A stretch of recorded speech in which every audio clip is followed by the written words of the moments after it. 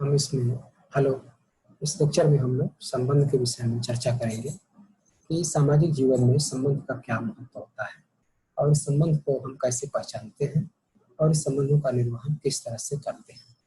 देखिए, व्यक्ति जो सामाजिक जीवन जीता है वह सामाजिक जीवन उस 4 चरणों से होकर के गुजरता है।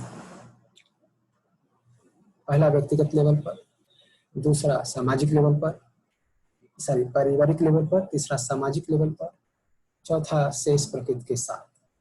तो अगर हम संबंधों को देखें तो जैसा कि हम जानते हैं कि ह्यूमन बीइंग है, को एग्जिस्ट करता है बिटवीन बॉडी एंड सेल्फ।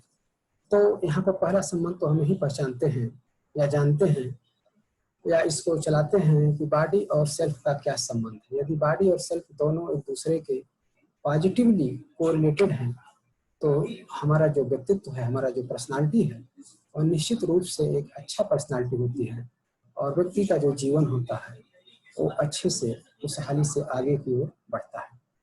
दूसरा, अगर हम पारिवारिक जीवन की बात करें तो पारिवारिक जीवन में हम पाते हैं कि हमारा जो तमाम प्रकार के संबंध हैं परिवार का, जैसे परिवार में भिन्न भिन्न प्रकार के रिलेशंस हैं, जैसे मदर फादर पेरेंट्स का है, भाई बहन का है, सिस्टर और ब्रदर का है, और सन डॉटर का है, फ्रेंड्स का है। समाज में बहुत सारे संबंध होते हैं। किसी अपरिचित से भी किसी सेवा भाव के आधार पर परिचय हमारा हो जाता है और इसके साथ साथ हम समाज में भी अपने संबंधों को रखते हैं। परिवार के ऊपर हम समाज में जाते हैं तो सामाजिक परिचय, और सामाजिक परिचय के साथ साथ हमारा राष्ट्रीय संबंध होता है और इसके साथ शेष प्रकृति के साथ हमारा जो संबंध बनता है, इस शेष प्रकृति के साथ का जो संबंध है, इस महत्वपूर्ण संबंध होता है कि हम प्रकृति के साथ किस तरह से जुड़े हुए हैं। हम एक दूसरे के पूरक में हैं या एक दूसरे के अभाव में हैं। मतलब अगर हम एक दूसरे प्रकृति और मनुष्य का संबंध अगर पॉजिटिव है तो जिस तरह से प्रकृति मनुष्य को हर चीज प्रदान करती है, चाहे वो मटेरियल हो या वो उसके लिए शुद्ध ऑक्सीजन एटमॉस्फेयर हो जिसमें ऑक्सीजन की मात्रा पर्याप्त हो, और इसी तरह से संसाधन है, खनिज संसाधन है, एटमॉस्फेयर में और सारी चीजें जो हमारे लिए आवश्यक है वो हमें प्रकृति प्रदान करती है।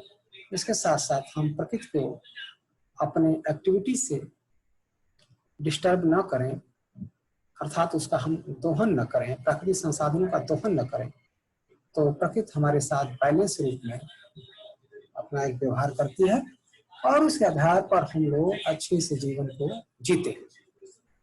इसी तरह से हमारा जो जीवन है वो जीवन प्रकृति के बाद जो आता है वो सामाजिक लेवल पर आता है, तो आधार पर अपने संबंधों को पहचाने और उनका निर्वहन करें। तो संबंध हमारे लिए अपने सामाजिक जीवन को जीने के लिए उसी तरह से महत्वपूर्ण है जिस तरह से फिजिकल फैसिलिटीज। अगर फिजिकल फैसिलिटीज हमारे लिए नहीं है तो हम चूंकि फिजिकल फैसिलिटीज से डायरेक्टली अटैच्ड होते हैं, क्योंकि फिजिकल फैसिलिटीज से हमारे शरीर का नर्चरिंग होता है, प्रोटेक्शन होता है, और हमें जो भी जरूरत होती है वो शरीर को हम भौतिक संसाधन से पूरा कर लेते हैं।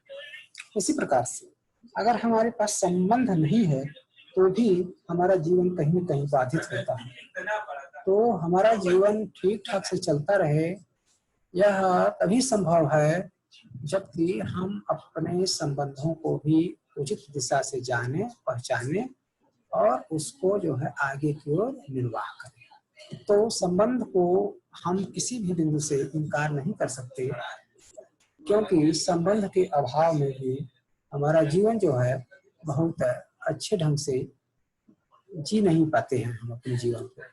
तो अपने जीवन को जीने के लिए निश्चित रूप से संबंध को हम हार्मोनिक सिचुएशन देते हैं जिससे कि हम अपने संबंधों को जी सकें।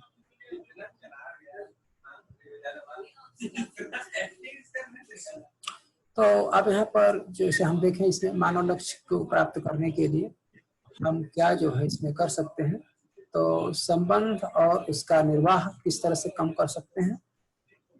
हमारे संबंध में एक परस्पर पूरकता की बात हो, समाज में अभय का वातावरण हो और प्रकृति के साथ हम जो है एक तारतम्य से जिए, हम उतना ही लें जितने की हमको जरूरत है, और उसके लेने की जो प्रक्रिया हो वो प्रक्रिया इको फ्रेंडली हो, पीपल फ्रेंडली हो। इस तरह से हमारा प्राकृतिक संबंध भी स्वस्थ रहता है। तो आप इसको देख सकते हैं यहाँ पर।